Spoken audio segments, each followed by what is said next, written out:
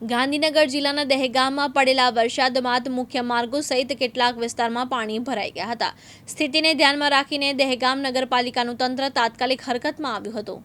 નગરપાલિકાના chief officer, પ્રમુખ, કારોબારી ચેરમેન સહિતનો સ્ટાફ સ્થળ પર પહોંચ્યો અને પાણીના નિકાલ માટેની વ્યવસ્થાનું નિરીક્ષણ કર્યું હતું। તંત્ર દ્વારા શહેરના વિવિધ વિસ્તારોની મુલાકાત લઈ જ્યાં જ્યાં પાણી ભરાયું છે ત્યાં જરૂરી કામગીરી શરૂ કરવામાં આવી છે।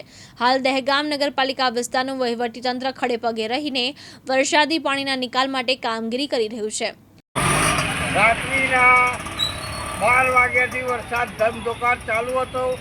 નગરપાલિકા ખડે પગે ઊભી રહી અત્યારે દરેક જગ્યાએથી પાણીનો નિકાલ કરવા નગરપાલિકા ખડે પગે ઊભી છે।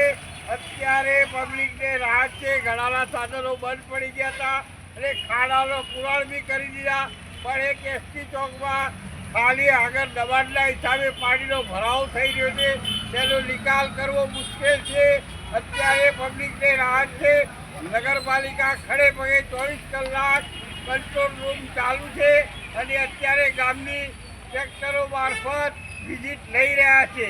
નગરપાલિકાને અત્યારે ધન્યવાદ આપવા ઘટે છે। શું નામ છે તમારું? મારું નામ છે અશોકભાઈ બી એમી। અગરસિંહ ચૌહાણ, દિવ્યાંગ ન્યૂઝ, દહેગામ, ગાંધીનગર।